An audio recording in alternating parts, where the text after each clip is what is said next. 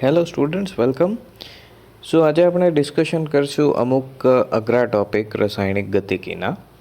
હવે અહીંયા આપણે જે ડિસ્કશન કરીએ એ મારા મત પ્રમાણે જે કદાચ અઘરા ટોપિક લાગે એની વિશે ચર્ચા કરશું. તમને એના સિવાય કોઈ બીજા કોઈ કન્ફ્યુઝન કે ટોપિક્સમાં ડાઉટ્સ જણાય તો તમે પૂછી શકો છો, જેથી કરીને કન્ટિન્યુ લેક્ચરમાં એની ડિસ્કશન ઇન્ક્લુડ થઈ જાય.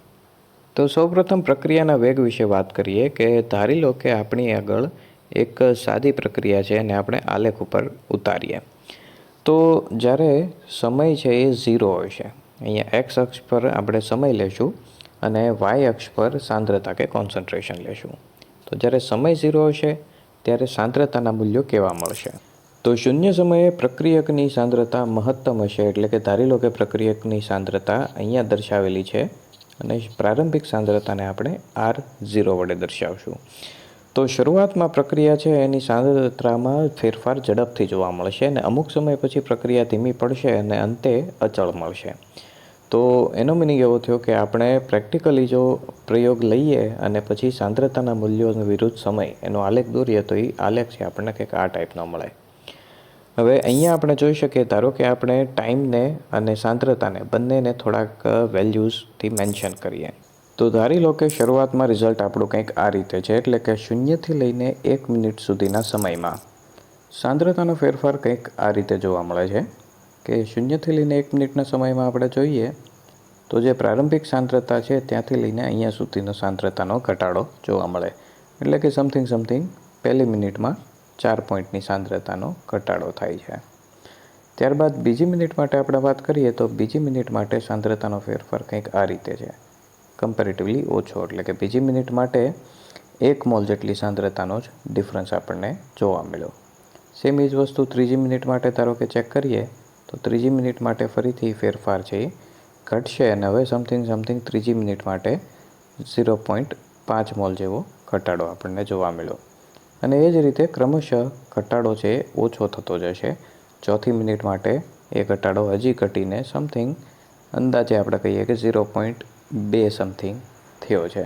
અને ત્યારબાદ એકદમ નજીવો ફેરફાર 0.1 જેટલો 5મી મિનિટે, 6ઠ્ઠી મિનિટથી પ્રક્રિયા છે ઓલમોસ્ટ અચળ થઈ ગઈ.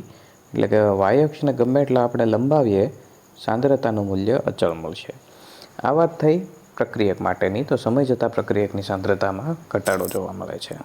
સેમ એ જ રીતે નિપજની સાંદ્રતામાં આપણને શરૂઆતમાં તીવ્રતાથી વધારો અને ત્યારબાદ ઝડપ ઘટતા અમુક સમય પછી નિપજની સાંદ્રતા અચળ થઈ જશે વાય અક્ષને સમાંતર.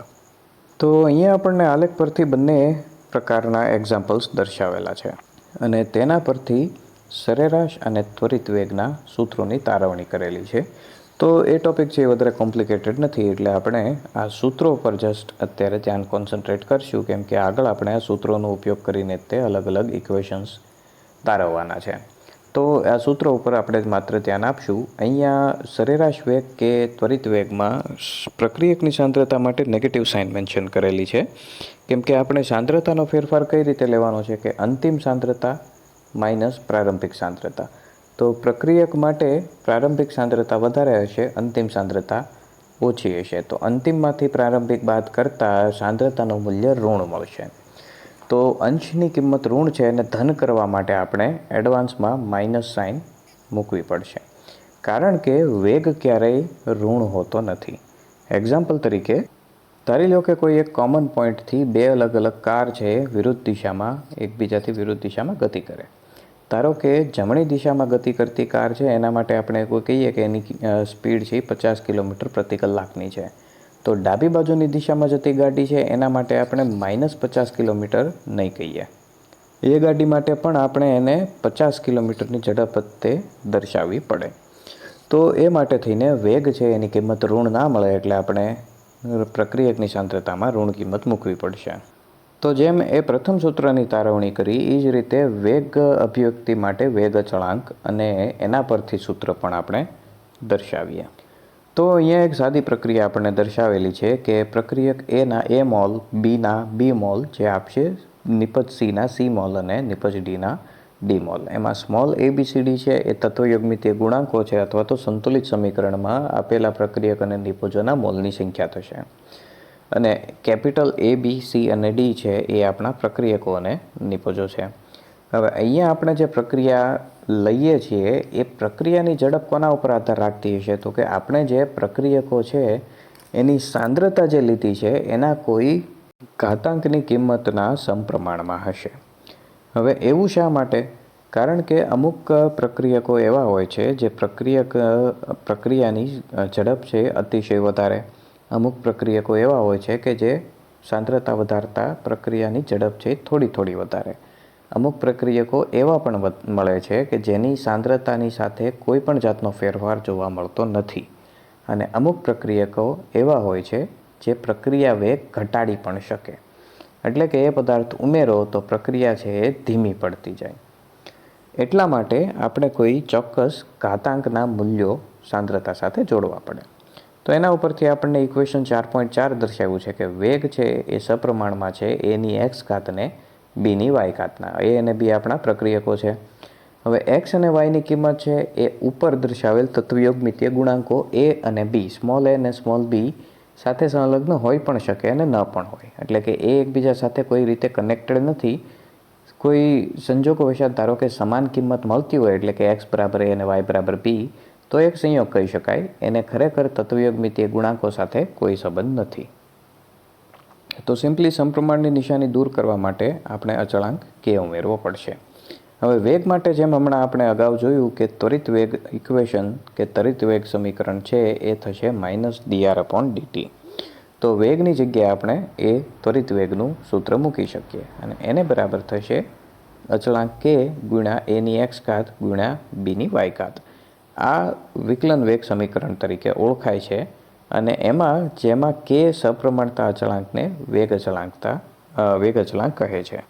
તો હવે પ્રશ્ન થાય એક્સ અને વાયની કિંમત કઈ રીતે શોધવી?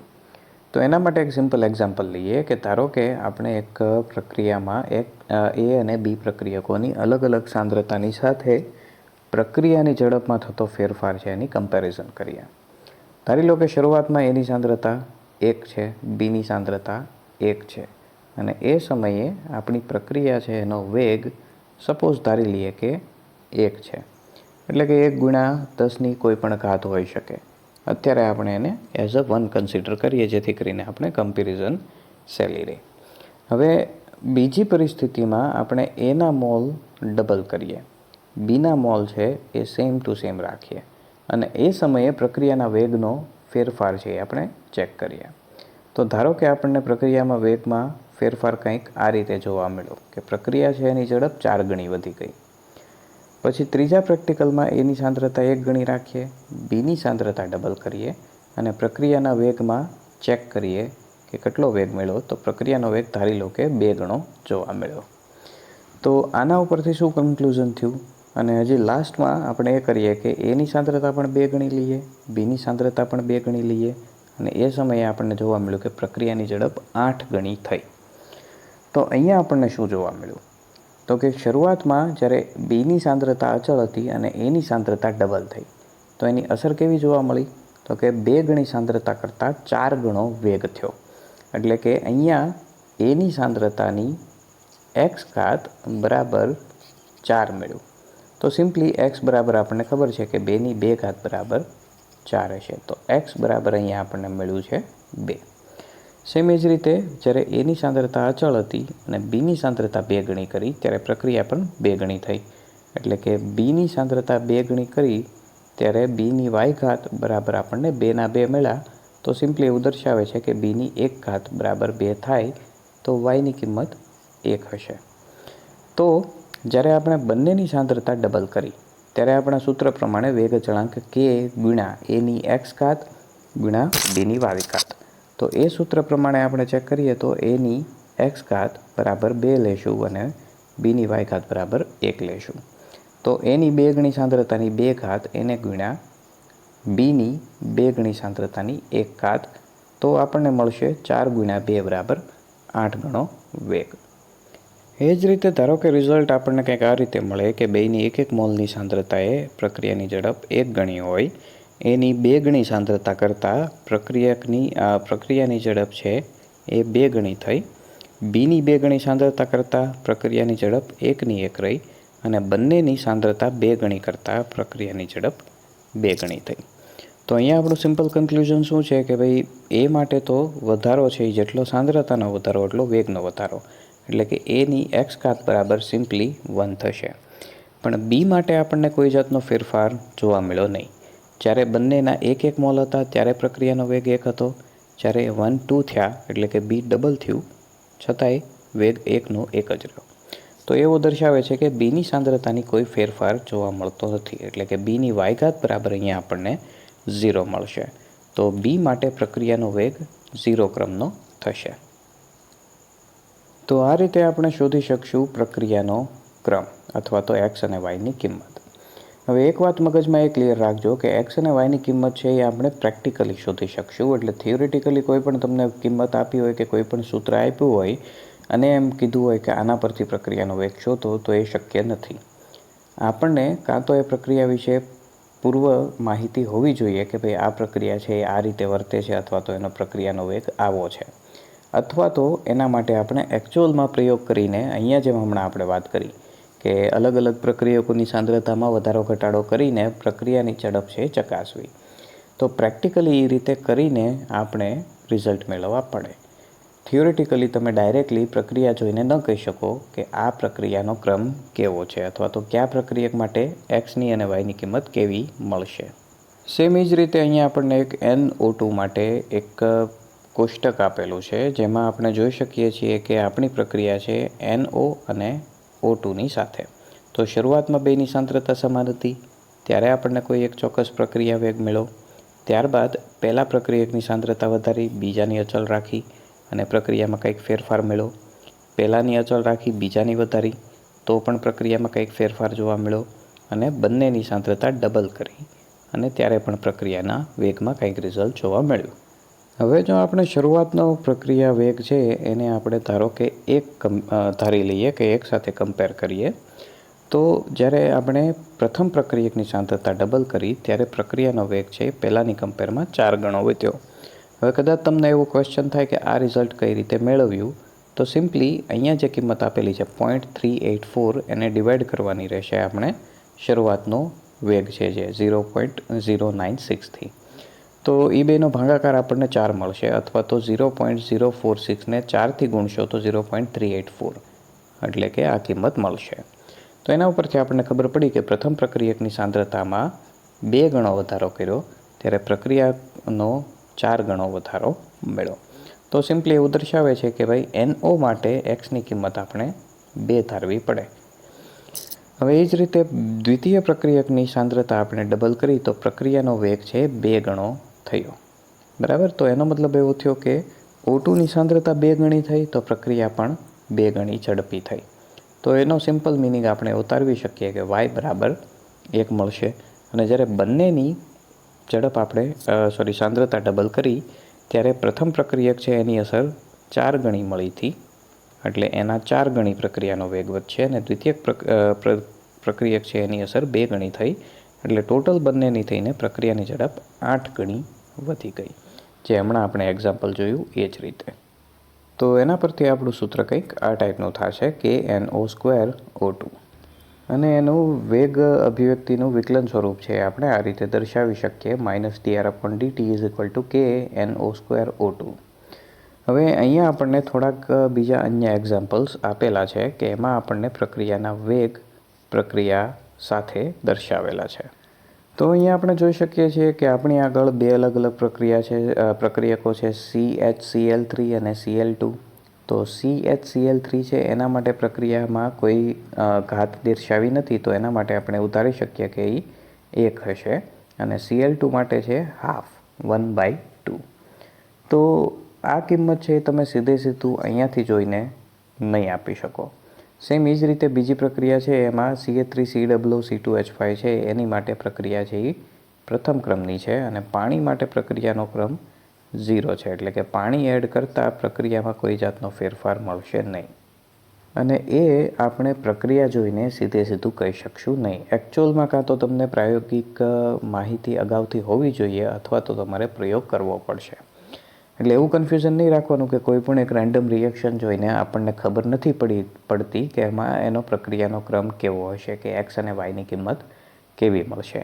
કેમ કે એ જોઈને ખબર પડે નહીં, એના માટે કોઈ થિયરિટિકલ કેલ્ક્યુલેશન અવેલેબલ નથી, એ આપણે પ્રેક્ટિકલી જ કરવું પડશે. અને એ જ વસ્તુ અહીંયા આપણને કહેલી છે.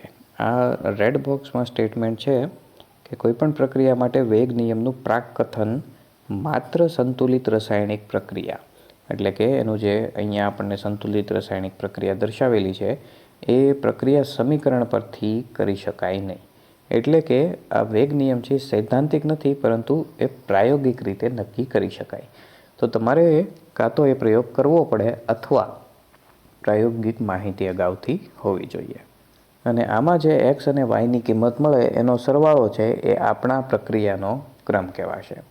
એટલે કે અહીંયા આપણને જે પ્રક્રિયાઓ દર્શાવેલી છે, એટલે કે ફોર એક્ઝામ્પલ અહીંયા જે પ્રક્રિયા આપણને દર્શાવેલી છે એના માટે ઘાતાંકનો સરવાળો, તો CHCl3 છે એના માટે x બરાબર 1 થશે, Cl2 માટે y બરાબર 1/2 છે અથવા તો 0.5. તો આપેલી પ્રક્રિયા છે એનો ક્રમ 1.5 થશે. એ જ રીતે દ્વિતીય પ્રક્રિયા છે એમાં CH3COO2H5 છે એના માટે પ્રક્રિયા ક્રમ 1 છે, પાણી માટે 0 છે, એટલે કે આ પ્રક્રિયા છે એનો પ્રક્રિયાક્રમ 1 થશે. તો આવા પ્રક્રિયાક્રમ છે એની કિંમત 0, 1, 2, 3 અથવા તો અપૂર્ણાંક પણ હોઈ શકે. જેમ હમણાં આપણે Cl2 માટે જોયું કે Cl2 માટેનો ક્રમ છે એની ઘાત છે એ 1/2 એટલે કે 0.5 હતી, જે અપૂર્ણાંક કિંમત જ આપણને આપશે. તો એ રીતે આપણને પ્રક્રિયાના ક્રમો છે એ કોઈ પણ કિંમત હોઈ શકે, 0, 1, 2, 3 કે પછી એની વચ્ચેની કોઈ પણ કિંમત પણ હોઈ શકે, એટલે કે 0.5 કે 1.5 કે એ રીતે પણ કિંમત મળશે. તો અહીંયા એક્ઝામ્પલ તરીકે આપણને સેમ્પલ આપેલા છે કે કોઈ એક પ્રક્રિયા માટે એની અડધી અને બીની 3/2 ઘાત અને બીજી પ્રક્રિયા માટે એની 3/2 અને બીની ઋણ 1 ઘાત. તો એના માટે પ્રક્રિયાક્રમો કેવા થશે? તો પ્રથમ પ્રક્રિયા છે એના માટે દ્વિતીય અને દ્વિતીય પ્રક્રિયા છે એને માટે અડધા ક્રમની પ્રક્રિયા થશે. તો અહીંયા આપણે જોઈ શકીએ છીએ કે બી માટે આપણને ઋણ ઘાત દર્શાવેલી છે. તો એ એવું દર્શાવે છે કે અમુક પ્રક્રિયકો પ્રક્રિયાનો વેગ ઘટાડે પણ ખરા, એટલે કે પ્રક્રિયકની સાંદ્રતા વધારો તો પ્રક્રિયા ધીમી પણ પડી શકે. ત્યારબાદ વેગ અચળાંકના એકમો એને આપણે કઈ રીતે તારવી શકીએ? તો અહીંયા એક સિમ્પલ પ્રક્રિયા આપણને દર્શાવેલી છે કે એના એ મોલ, બીના બી મોલ એ આપશે સીના સી મોલ, ડીના ડી મોલ. તો એના માટેનું ઇક્વેશન આપણું આ રીતે થશે કે વેગ બરાબર થાય K = એની એક્સ ઘાત બીની વાય ઘાત. અને સાથે સાથે આપણને એ પણ ખબર છે કે વેગ બરાબર જે આપણે ત્વરિત વેગનું ઇક્વેશન હતું કે -dr/dt. તો આપણે વેગની જગ્યાએ આ કિંમત છે એ આ સૂત્રમાં મૂકી શકીએ. તો એમાં પછી જ્યારે આપણે કેને કરતાં બનાવીએ તો કે માટેનું ઇક્વેશન કંઈક આપણને આ રીતે મળશે કે કે બરાબર વેગ એના છેદમાં એની એક્સ ઘાત બીની વાય ઘાત. હવે આના માટે આપણે એકમ તારવવાના છે. તો એકમ તારવવા માટે આપણે સૂત્રમાં આપેલી આ દરેક કિંમતો માટે એકમો લેવા પડશે. હવે વેગ બરાબર આપણે હમણાં જોયું એ પ્રમાણે કે -dr/dt, એટલે કે અંશમાં આપણે r એટલે સાંદ્રતાનું મૂલ્ય લીધેલું છે. તો અંશમાં અહીંયા થશે વેગ માટે સાંદ્રતા અને એના છેદમાં સમય. અહીંયા t છે એ આપણો સમય છે. તો વેગ માટેની કિંમત સાંદ્રતાના છેદમાં સમય થશે અને એના છેદમાં છે એની એક્સ ઘાત બીની વાય ઘાત. હવે એ અને બી બંનેની સાંદ્રતા ધારી લઈએ કે સમાન છે અને બંને સાંદ્રતા જ છે. તો અહીંયા થશે સાંદ્રતાની એક્સ પ્લસ વાય ઘાત, બરાબર. હવે એક્સ પ્લસ વાય બરાબર આપણે એને કહેશું n, એટલે એ થઈ ગઈ સાંદ્રતાની n ઘાત. હવે અહીંયા આપણે અલગ અલગ પ્રક્રિયાક્રમ પ્રમાણે સાંદ્રતાના n ઘાતની કિંમતો મૂકવાની છે. હવે ધારી લો કે પ્રક્રિયાક્રમ છે 0 છે, તો અહીંયા છેદમાં થશે n બરાબર 0, એટલે કે સાંદ્રતાનું મૂલ્ય થઈ જશે છેદમાં માત્ર 1. તો અહીંયા આપણું ઇક્વેશન રહ્યું માત્ર સાંદ્રતા ગુણ્યા સમય. હવે સાંદ્રતા છે એનો SI એકમ છે મોલ પ્રતિ લીટર અને એના છેદમાં છે સમય જેનો SI એકમ છે સેકન્ડ. તો મોલ પ્રતિ લીટરના છેદમાં સેકન્ડ અથવા તો સેકન્ડને આપણે અંશમાં લઈ જઈએ તો મોલ પ્રતિ લીટર પ્રતિ સેકન્ડ. આ રીતે આપણને શૂન્ય ક્રમની પ્રક્રિયા માટે એકમ મળશે. એ જ રીતે પ્રથમ ક્રમની પ્રક્રિયા હોય તો સાંદ્રતાનું કિંમત 1 થશે છેદમાં. તો અંશમાં પણ સાંદ્રતા, છેદમાં પણ સાંદ્રતા, એટલે બંનેના છેદ ઉડશે, એટલે અહીંયા આપણને મળશે 1ના છેદમાં સમય અથવા તો 1ના છેદમાં સેકન્ડ કે પછી સેકન્ડ ઇનવર્સ. તો પ્રથમ ક્રમની પ્રક્રિયા માટેનો એકમ, અચળાંકનો એકમ હશે સેકન્ડ ઇનવર્સ.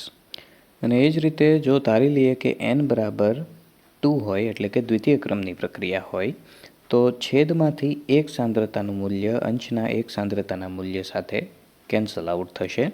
એટલે અહીંયા આપણને મળશે 1ના છેદમાં સમય ગુણ્યા સાંદ્રતા, એટલે કે 1ના છેદમાં સમયનો એકમ સેકન્ડ અને સાંદ્રતાનો એકમ મોલ પ્રતિ લીટર. હવે આને આપણે અંશમાં કન્વર્ટ કરીએ તો એ થશે second inverse mall inverse litre. આ થશે દ્વિતીય ક્રમની પ્રક્રિયા માટે સંતુલન અચળાંકનો એકમ. તો એ એકમો આપણને અહીંયા અલગ અલગ રિએક્શન સાથે દર્શાવેલા છે. હવે એમાં કોઈ કન્ફ્યુઝન જણાય તો પૂછી લેજો. નેક્સ્ટ લેક્ચરમાં આપણે આગળની રિએક્શન્સ વિશે ચર્ચા કરશું.